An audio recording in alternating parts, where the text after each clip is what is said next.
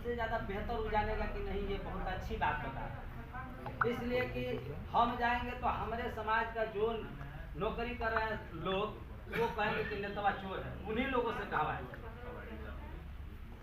ये चीज़ हम लोगों ने देखा, उसको समझा, थोड़ा सा अनुभव हुआ, लेकिन हम लोगों ने सर अति पिछड़ा के सवाल पर अक्सर जो है सवाल उठाया जा रहा है और अति पिछड़ा एक हो मगर फिर भी जो है कि लोग में मतभेद रहता है, आखिर क्या कारण? देखिए, अति पिछड़ों की आबादी बिहार में 37% है और 35 से 37% जो आबादी है वह आज हाशिए पर है। सरकार चाहे लालू यादव की हो या सरकार नीतीश कुमार की हो, सबने केवल अति पिछड़ा समाज के वोट को लेकर के शासन सत्ता में जाने का काम किया है और ठगने का काम किया है। खास करके जो अति पिछड़ा से जितने सांसद बने हैं, विधायक बने हैं या मंत्री हैं बिहार सरकार या भारत सरकार में, सबके सब दलाल हैं, सबके सब दल के दलाल हैं। वो दल की दलाली कर रहे हैं, जिसके कारण अति पिछड़ों को सम्मान नहीं मिल पा रहा है। अति पिछड़ों का हक खा कौन रहा है? आप कह रहे हैं कि सम्मान नहीं मिल रहा है सर अति पिछड़ों के, जैसे कि आपका मुजफ्फरपुर के सांसद भी आपके रह चुके हैं अभी। देखिए, वो तो एक कोरम पूरा करती है, भारतीय जनता पार्टी हो, राष्ट्रीय जनता दल हो, जनता दल यूनाइटेड हो या कांग्रेस हो, कोरम पूरा करती है। अति पिछड़ों की आबादी 35 से 37% है। कितने विधायक बनते हैं इसके, कितने सांसद बनते हैं इसके, कहाँ इनको नौकरियों में आरक्षण मिला? ये सबके सब ये सब दलाली करते हैं और अपना रोटी सेकते हैं। मेरा मानना है कि बिहार विधानसभा के चुनाव में अति पिछड़ा वर्ग को 35% आरक्षण मिलना चाहिए। ये नीतीश कुमार जी जब पंचायत चुनाव में आरक्षण दे सकते हैं अति पिछड़ा को, तो बिहार विधानसभा के चुनाव में क्यों नहीं दे रहे हैं? क्या कारण है कि नहीं दे रहे हैं? अति पिछड़ों को कमजोर करने के लिए ये नीतीश कुमार और लालू यादव मिल करके तेली, तमोली और डांगी को अति पिछड़ा वर्ग में शामिल कर दिए। जानते हैं क्यों शामिल कर दिए? ये उनका हक खा रहे थे। 27% आरक्षण जो मंडल कमीशन लागू हुआ देश में जब मिला हमको, उस 27% आरक्षण का सीधा लाभ किसको मिला? यादव, कुर्मी, कोयरी और बनिया समाज के लोगों ने सीधा 27% का लाभ लिया। अति पिछड़ों को लाभ नहीं मिल पाया।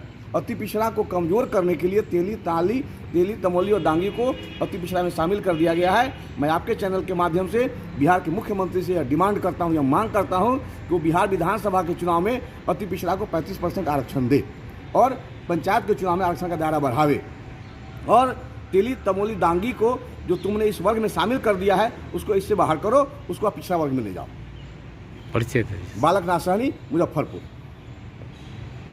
किस तरह से अति पिछड़ा को हम लोग संगठित करें और किस तरह से इस सरकार को जवाब दें, क्योंकि नीतीश कुमार ने 3 दबंग जातियों को जो हमारे साथ शामिल किया है अति पिछड़ा में, तेली, तमोली और डांगी, इन 3 जातियों ने मिलकर हमारा सारा आरक्षण खा गया है, जिसकी वजह से हमारा बहुत हरास हो रहा है, हमारे भविष्य का हरास हो रहा है, हमारा समाज को गर्त में धकेलने का काम कर रहे हैं। इस परिस्थिति में हम लोग लगातार बातचीत कर रहे हैं नीतीश को सरकार से कैसे हटाना है, कैसे इन लोगों ने हमारे साथ डबल नीति का खेल खेला है। एक तरफ कहते हैं मैं अति पिछड़ा का हितैषी और एक तरफ अति पिछड़ा की हकमारी करते हैं। इसी संगोष्ठी में हम लोग यहाँ पर उपस्थित हुए हैं और किस प्रकार से सरकार को बेदखल करना है, इस पर हमारी संगोष्ठी चली है। और इस बार 2025 में नीतीश कुमार को ये अति पिछड़ा सत्ता से कैसे हटा दे, इस पे चर्चा चल रही है। मैम, कहने का मतलब कहते पिछड़ा एकजुट क्यों नहीं हो रही है? अति पिछड़ा एकजुट इसलिए नहीं हो रही है क्योंकि आर्थिक तौर पर भी उन्हें कहीं ना कहीं हरास किया जाता है। जैसे आप देख ले कि मल्हा जात का जो जलकर है वो अन्य जातियों में दे दिया जाता है, उसका आर्थिक हरास होता है। जैसे आप देख ले कि जब गंगा में लाश निकालने की बात होती है तो वो निकालता है मल्हाह, लेकिन जब बालू निकालने की बात आती है तो अन्य जाति को उसका ठेका दे दिया जाता है। आर्थिक तौर पे भी उन्हें कमज़ोर किया जा रहा है। आर्थिक तौर पे कमज़ोर करने की वजह से परिस्थिति ये हो गई है कि अति पिछड़ा जो आर्थिक तौर पे कमज़ोर रहेगा तो मानसिक तौर पे कमज़ोर हो जाएगा। जब मानसिक तौर पे कमज़ोर हो जाएगा तो उसको सरकार अपने अनुकूल ढाल सकेगी। कुछ पैसों के चलते, कुछ पैसा वोट के नाम पे कुछ पैसे उन्हें दे देते हैं, जिसकी वजह से वो वोट अपना दे देता है उन्हें, जिसकी वजह से परिस्थिति बदल जाती है और वो वोट कहीं और चला जाता है और अपने समाज में वोट नहीं आ पाता है। इसी अवेयरनेस को लेकर हम लोग लगातार अति पिछड़ों के बीच जा रहे हैं। संघर्ष अति पिछड़ा आरक्षण बचाओ संघर्ष मोर्चा के बैनर तले लगातार अति पिछड़ा से मिल रहे हैं। अति पिछड़ा इस बात को मान रही है कि सही में नीतीश कुमार ने हमारे साथ बहुत गलत किया है। अति पिछड़ा का तो बहुत सा नेता है, तब विधानसभा में आवाज़ क्यों नहीं उठाई जाती इस बात?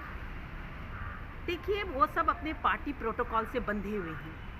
कहते हैं कि जो अति पिछड़ा का नेता है वो कहीं ना कहीं रैयत है, उस जमींदार का रैयत है। अच्छा।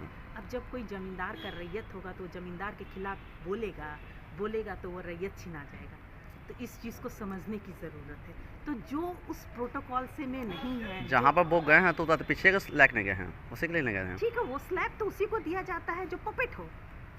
तो अति पिछड़ा का आवाज़ क्यों नहीं उठाते हैं? तो वो नहीं उठा पाएंगे ना, उनको पार्टी हटा देगी, उनका मंत्रालय छीन लेगी, उनको मंत्री पद से हटा देगी। आप देखते होंगे प्रोफेसर रामबिल सिंह चंद्रवंशी जब उन्होंने प्रमुखता से बड़ी मजबूती से अपनी बातों को रखा तो उन्हें जनता दल ने हटाने का काम किया, उनसे उनका सदस्य छीन लिया, जबकि बिल्कुल गलत था, उनको हटा दिया।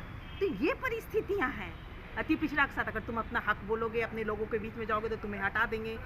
ये उनकी दबंगता है, ये तानाशाह है, ये तानाशाह है। इस सरकार को बदलना बहुत ज़रूरी है, क्योंकि इस देश की सबसे बड़ी आबादी नीतीश कुमार के फर्जी जाति जनगणना के आधार पर हम देखें तो 36.1% हमारी जाति जनगणना, जबकि 32% में सरकार बन जाती है। और उस परिस्थिति में हम लोग 36% हैं, तो हम अपनी सरकार बनाने में सक्षम हैं, लेकिन वो हमेशा हमें तोड़ के रखते हैं, जिसकी वजह से हम लोग संगठित नहीं हो पा रहे हैं। इस संगोष्ठी का मतलब है कि हम कैसे संगठित हो, एक रणनीति तैयार हो। इस रणनीति के तहत हम लोग 110 जाति जो अमुख, जिसे कर्पूरी जी ने अपने तत्वाधान में अति पिछड़ा घोषित किया था, उन कर्पूरी अति पिछड़ा को लेकर हम इस चुनाव में अपने ही मंच के माध्यम से अपने प्रत्याशी को उतारेंगे, ताकि समाज में जो भी हमारा वोट है वो एक जगह संगठित हो जाए और बड़ी पार्टियों को ये झटका लगे कि अगर हम जीत सकते हैं तो वो हमें हरा भी सकता है, हम जिताने में सक्षम है तो हराने में सक्षम है। ये बिहार का कोई भी ऐसा जिला नहीं है जहाँ पे कि अति पिछड़ा निर्णायक नहीं है। 25 से अति पिछड़ा अपने हक के लिए लड़ेगी, अपने हक के लिए लड़ेगी, और सभी जिलों में जहाँ जहाँ उनकी आबादी है वहाँ जाएगी, अपने लोगों से मिलेगी, जुलेगी और सरकार के अन्याय के बारे में बताएगी। 5 अमुख मांगे जो है तेली तमुली टांगी को हटाना, और कर्पूरी जी, दशरथ मांझी और पहाड़ पुरुष को भारत रत्न से नवाजना, पंचायती राज में हमारा आरक्षण बनाना, मेरा स्लैब जो होता है न्यायिक प्रशासन विभाग में हमारा स्लैब निर्णायक हो। इन सभी चीज़ों का इस तरह से 5 हमारी अमुख मांगे हैं, जिसके तहत हम लोग लगातार अति पिछड़ों से मिल रहे हैं। पंचायत में मेरा नाम नीति सिंह निषाद हुआ, मैं कांग्रेस की लीडर हूँ। सवाल आया था कि अति पिछड़ा संगठित क्यों नहीं होते। सबसे बड़ा तो अति पिछड़ा संगठित नहीं होने के कारण है कि ये आज से नहीं, ये बहुत पुरानी व्यवस्था है। इसमें जातियों में बाबा साहब भीमराव अंबेडकर ने कहा था कि जब तक इस देश में जाति रहेगी तब तक इस देश का विकास, किसी मानवता का कल्याण नहीं होगा। जाति जैसा मिथक जब टूटेगा एक समाज का निर्माण होगा, एक मनुष्य की जो सभ्यता संस्कृति जो पैदा होगी, जो कि यूरोपियन कंट्री में शुरू आज से 16वीं शताब्दी में हो गया, लेकिन हिंदुस्तान में 2024 में भी हम लोग जी रहे हैं, तब तक यहाँ पर कोई बहाली नहीं हुई। और यहाँ के जो नेता लोग हैं उसी सिस्टम को लागू करते जा रहे हैं। लोग के पीछे दौड़ने वाला लोग चाहिए, मूर्ख होना चाहिए, गरीब होना चाहिए, हर फैसिलिटी देंगे, लेकिन इनको शिक्षित नहीं बनाएंगे। अच्छा। इनको मानसिक रूप से कहने का मतलब है कि आप कहीं झूला छोड़ धोए हमारे प्रशिक्षण नहीं, इनका यही मंशा है, चाहे कोई सरकार वो मनुवादियों का हो या बैकवर्ड कम्युनिटी का हो। नीतीश कुमार भी वही कर रहे हैं, चाहे वो कर रहे हैं, दोनों एक दूसरे के पूरक हैं। जब तक कोई नेता नया पैदा नहीं होगा, कर्तव्यनिष्ठ जो जैसे कर्पूरी ठाकुर जैसे लोग अगर पैदा नहीं होंगे, तब तक इस समाज का निर्माण नहीं हो सकता। लोहिया जैसे लोग को आना होगा और इसको देखना होगा, नहीं तो हमारे समाज में अभी भी लोग हैं जो आगे चले जाते हैं, वो अपने पीछे वाले लोग को रोकना चाहते हैं। पंचायत। मेरा नाम संजय कुमार, कांग्रेस का ही लीडर हूँ, ज्वाइंट स्टेट कोऑर्डिनेटर बैकवर्ड से। Thank you.